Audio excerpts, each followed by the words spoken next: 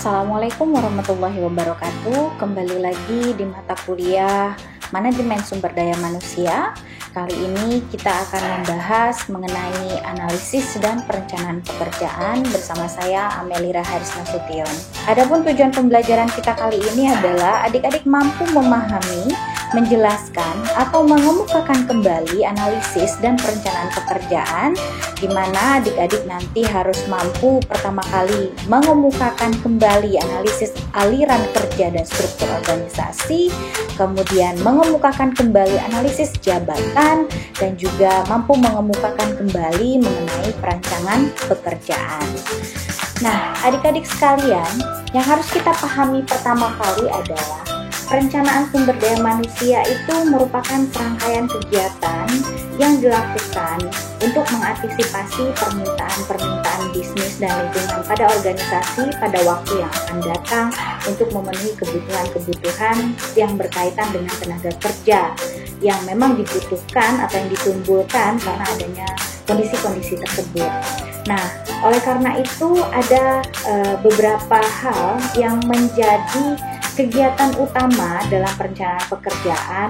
Yang pertama itu nanti akan terkait dengan pembentukan sistem perencanaan pekerjaan sumber daya manusia yang terpadu, kemudian persediaan sumber daya manusianya yang sekarang itu seperti apa, kemudian pasti akan meramalkan suplai dan permintaan sumber daya manusianya, dan nanti setelah itu akan melakukan rencana untuk memperbanyak jumlah sumber daya yang berkualitas dan berbagai prosedur pengawasan dan evaluasi untuk memberikan umpan balik kepada sistemnya tersebut.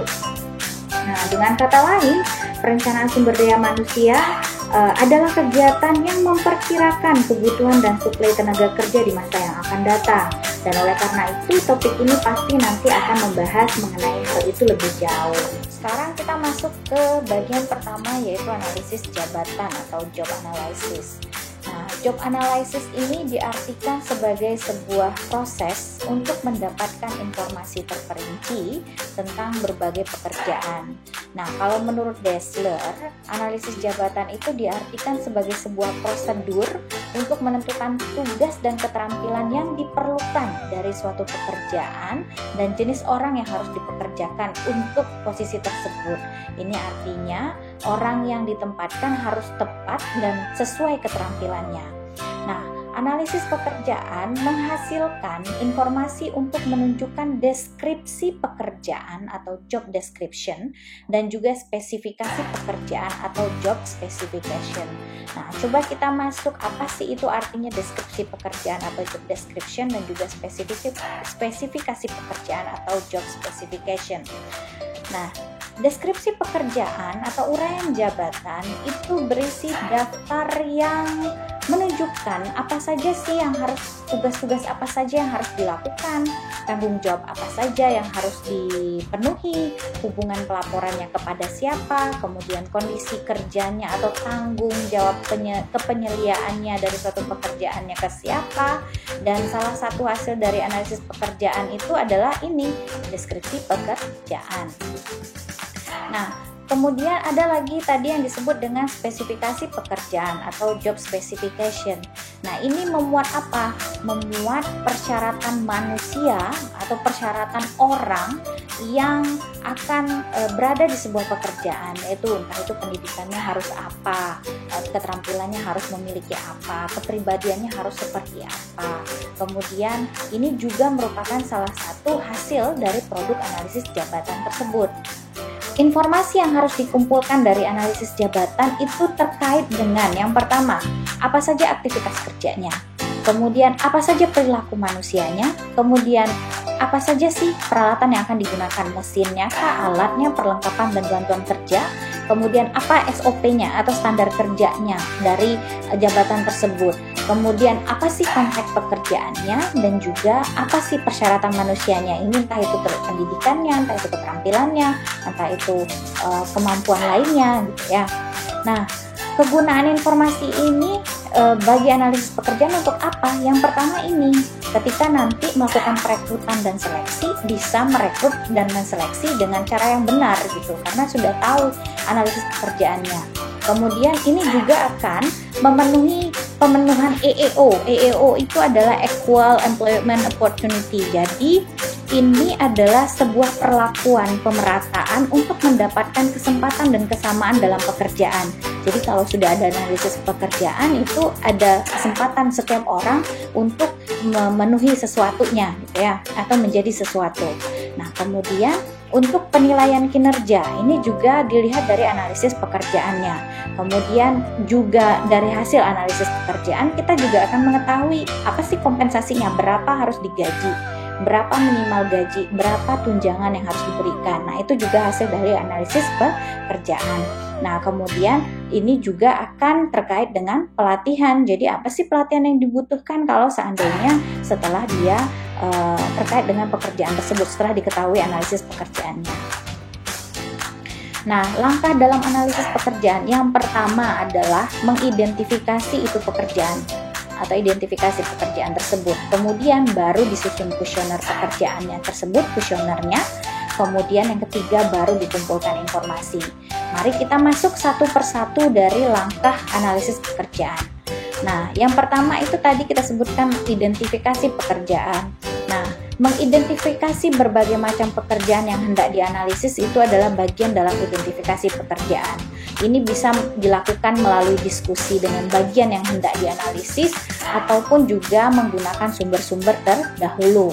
Nah, untuk itu yang kedua, langkah dalam analisis pekerjaan setelah diidentifikasi adalah penyusunan kuesioner tentang pekerjaan tersebut. Nah, kuesionernya itu harus berisi apa? Yang pertama, status informasi yang dimiliki sekarang dikaitkan dengan pekerjaan yang akan diidentifikasi. Jadi kita sudah punya data awal. Kemudian yang harus di dalam kuesioner itu juga harus ada tugas dan tanggung jawabnya. Jadi tujuannya untuk penempatan yang tepat sesuai dengan pengetahuan dan keterampilan. Kemudian di dalam penyusunan kuesioner tentang pekerjaan itu juga harus berisi mengenai karakteristik pribadi tentang pekerjaan itu harus punya apa gitu orang yang akan menempati pekerjaan tersebut. Misalnya nih, bisa digunakan untuk promosi jabatan. Kemudian yang keempat, kondisi kerja. Jadi kondisi kerja itu juga akan berpengaruh dalam pekerjaan, sehingga kuesionernya harus ada juga di dalam kuesioner tersebut kondisi kerja juga gitu. Karena ini perbedaannya akan sangat terasa karena kuesioner pekerjaan dari orang bank dengan tambang itu pasti berbeda. Oleh karena itu di dalam kuesioner juga harus dijelaskan mengenai kondisi kerja yang akan dihadapi. Dan yang kelima adalah mengenai standar prestasi kerja. Dianggap berprestasi seperti apa? Orang tambang seperti apa dianggap berprestasi? Orang pertanian seperti apa ketika dianggap berprestasi? Nah, kalau pekerja bank dianggap berprestasi seperti apa? Nah, itu semua harus ada di dalam kuesioner tentang pekerjaan tersebut. Nah, kemudian barulah kita lakukan pengumpulan informasi. Tadi sudah ada identifikasi, kemudian kita sudah punya kuesioner yang akan kita bawa turun atau kita bawa untuk ketika mengumpulkan informasi. Nah, sekarang actionnya lagi pengumpulan informasi. Nah, untuk pengumpulan informasi banyak teknik yang bisa dilakukan. Bisa pakai wawancara, bisa misalnya bertanya ke pejabat senior, bisa melakukan melalui kuesioner melalui pos, atau misalnya bisa juga misalnya dari catatan harian pegawai, misalnya dari logbook yang biasa adik-adik lakukan ketika melakukan kegiatan budidaya, kegiatan magang atau internship, itu juga bisa itu menjadi sumber informasi dalam analisis pekerjaan. Kemudian bisa juga melalui observasi, kemudian bisa juga melalui penggabungan beberapa metode tersebut. Nah, kita masuk ke satu-satunya. Ini yang pertama itu teknik wawancara. Jadi di dalam teknik wawancara itu informasi yang didapatkan itu biasanya cenderung tepat. Kenapa bisa tepat? Karena pengumpulan informasinya memiliki deskripsi pekerjaan yang telah ditetapkan organisasi. Nah, kemudian dalam proses tanya jawab itu kan biasanya selalu terbuka ya. Nah, jadi kesempatan untuk menghilangkan perbedaan paham itu tentang deskripsi pekerjaan itu akan semakin lebih jelas gitu. Nah, kemudian para penyelia atau atasan itu memberikan konfirmasi tentang kebenaran hasil wawancara itu sendiri. Nah, kemudian yang kedua, teknik yang bisa dipakai juga pandangan pejabat seniornya. Nah, ini bisa diperoleh dari senior dalam bidang pekerjaan yang dianalisis. Nah, kenapa ini bisa dilakukan? Ini bermanfaat karena informasinya menjadi lebih lengkap karena ada pandangan dari orang yang senior, orang yang telah melewati hal tersebut kan ya. Nah, kemudian bisa memperkaya pandangan analisis pekerjaan.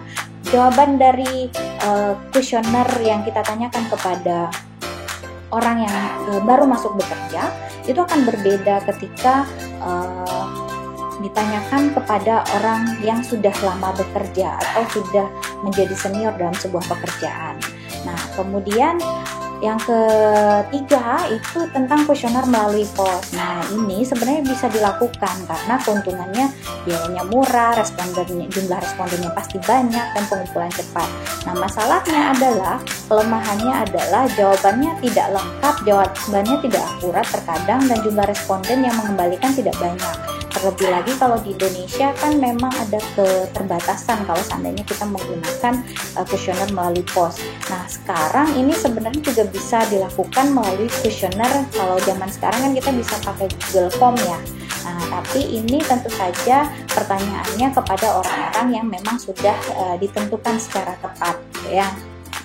Nah, kemudian teknik pengumpulan selanjutnya yaitu melalui catatan harian pegawai.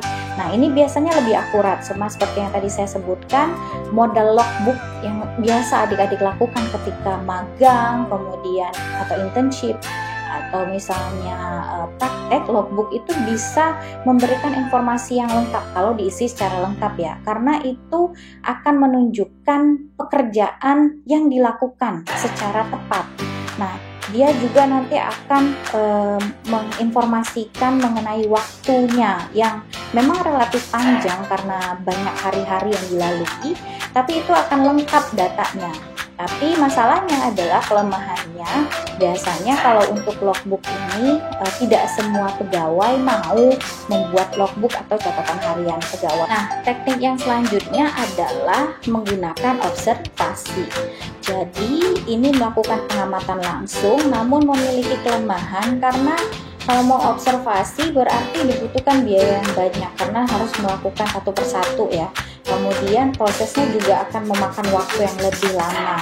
Jadi terkadang juga orang yang kita observasi justru over gitu ya. Over maksudnya adalah karena dia tahu akan diobservasi, bisa jadi dia bekerja lebih keras daripada yang seharusnya gitu. Akhirnya tidak natural ya ketika kita butuh datanya. Nah, ini kelemahan dari observasi. Nah, teknik terakhir untuk pengumpulan informasi tentang analisis pekerjaan ini adalah menggabungkan beberapa teknik yang ada tersebut. Nah, penggunaan berbagai teknik itu diharapkan bisa menentukan apa? Yang pertama, bisa menyusun uraian pekerjaan yang isinya nanti pasti terkait dengan profil suatu pekerjaan, kemudian nama jabatan pelaksanaan pekerjaan, kemudian kode pekerjaan, lokasi pekerjaan, pangkat pekerjaan, dan segala macam yang terkait dengan uraian pekerjaan tersebut. Nah, kemudian bisa juga merumuskan spesifikasi pekerjaan, kemudian ini terkait dengan karakteristik manusia yang diperlukan untuk pekerjaan tersebut, kemudian menetapkan standar prestasi pekerjaan. Ini berkaitan dengan tolak ukur yang digunakan atasan beberapa pekerja yang bersangkutan atau alat pengendalinya dari pekerja tersebut, dan yang terakhir adalah tentu saja menciptakan sistem informasi sumber daya manusia yang lengkap dan akurat. Nah, untuk selanjutnya kita masuk ke perancangan pekerjaan atau job design. Nah, job design itu adalah proses mengidentifikasi caranya pekerjaan akan dilakukan dan tugas-tugas yang akan dibutuhkan pada suatu pekerjaan. Nah, perancangan pekerjaan ini bisa juga dari awal dirancang atau juga bisa melakukan perancangan ulang pekerjaan atau job redesign. Jadi dia menunjukkan proses untuk mengubah tugas-tugas atau cara melakukan pekerjaan pada pekerjaan yang sudah ada tersebut. Nah, unsur-unsur utama dari berbagai pendekatan perancangan pekerjaan, yang pertama bisa menggunakan pendekatan mekanis, bisa menggunakan pendekatan motivasi, bisa menggunakan pendekatan biologis, bisa juga menggunakan pendekatan persepsi.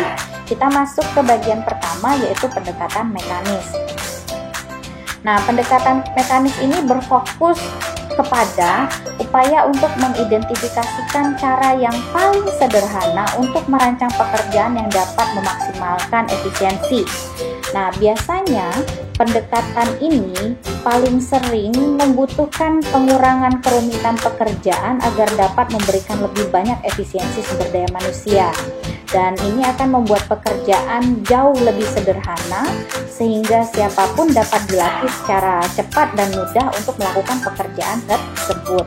Nah, misalnya ini biasanya terkait dengan spesialisasi, berbagai keterampilan dan wewenang terhadap metode pekerjaan. Nah, kemudian pendekatan yang kedua yaitu pendekatan motivasi. Nah, ini terkait dengan wewenang terhadap pengambilan keputusan. Nah, kemudian di dalamnya pasti akan berkaitan dengan apa sih makna dari tugasnya. Kemudian ini ujung-ujungnya pasti akan memberikan ketergantungan dalam kegiatan motivasi tersebut. Nah, kemudian yang ketiga adalah pendekatan biologis. Ini terkait dengan tuntutan-tuntutan fisik yang harus ada untuk pekerjaan tertentu. Nah, kemudian ada lagi yang namanya ergonomi dan kemudian kondisi-kondisi pekerjaan tersebut. Nah, kemudian yang terakhir adalah pendekatan persepsi. Ini berfokus pada berbagai kemampuan dan keterbatasan seseorang manusia sehingga di sasarannya adalah merancang pekerjaan dengan memastikan bahwa pekerjaan tersebut tidak melebihi dari kemampuan dan keterbatasan jiwa manusia. Jadi ini akan ujung-ujungnya terkait dengan kerumitan pekerjaan dan bagaimana caranya memproses informasinya dan tentu saja bagaimana caranya penggunaan sebuah peralatan. Oke, ini adalah daftar pustakanya adik-adik sekalian dan terima kasih atas perhatiannya. Jika ada pertanyaan saya persilahkan untuk menulis di kolom komentar. Akhirul kalam, assalamualaikum warahmatullahi wabarakatuh. Selamat siang atau pagi atau sore atau malam tergantung dengan adik-adik membuka video ini kapan.